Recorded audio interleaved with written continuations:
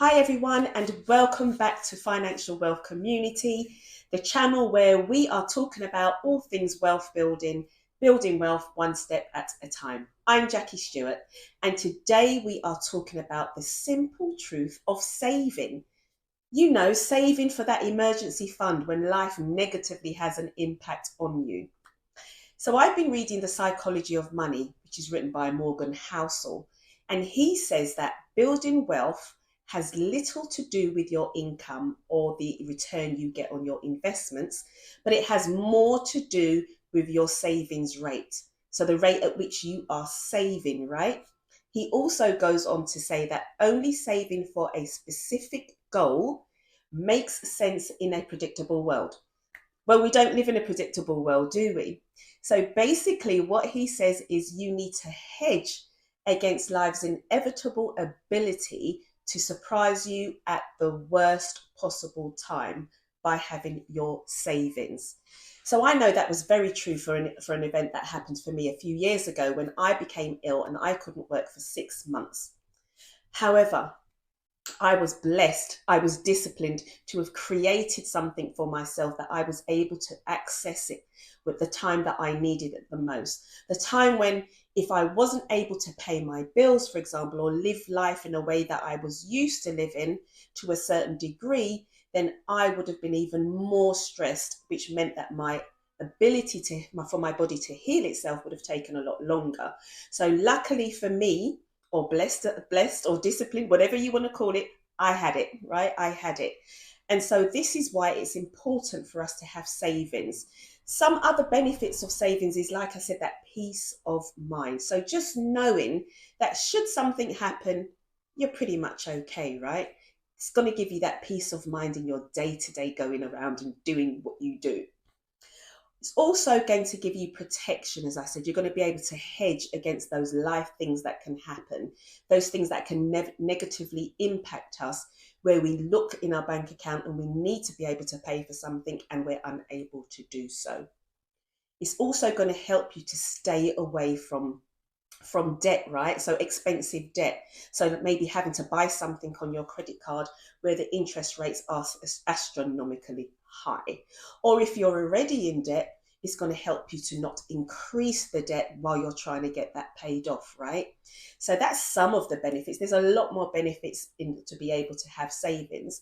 And I'm not specifically talking about saving for a particular thing, but saving just because, right? Just because, that emergency fund.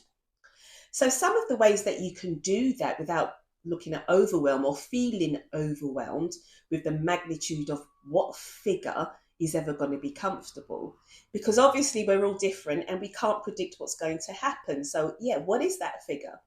So I usually say to my clients, start with £1,000. Start with something that's obtainable, that's reachable. And obviously it's, for some people you would already have that £1,000. That's fine, brilliant. But then I say the next level then is to then try and have 3 months worth of your expenses. So now you would have done your budgeting, right? Budgets. You would have done that already, okay? And if you haven't and you don't know what I'm talking about, then maybe you want to go and watch my video on budgeting. But you would have already know what that figure is within your budget, that your expenses are, that you're spending every month. So what you want to do is have 3 months worth of that saving already. So then the next stage you want to go to is the 6 months, right? So 6 month worth of your expenses. You need to take it to that level because, as you know, as in my situation, I couldn't work for that amount of time. So then therefore I needed to make sure I had that buffer. Or if you're running a business and sales dips or something happens, you know you've got 6 months worth so that you can keep building, do some more sales marketing, for example, to make sure that your business can pay you again. Or if you're employed, you've got 6 months before you have to find another job, right? So you're not rushed to just take the first job that happens because you've got that buffer.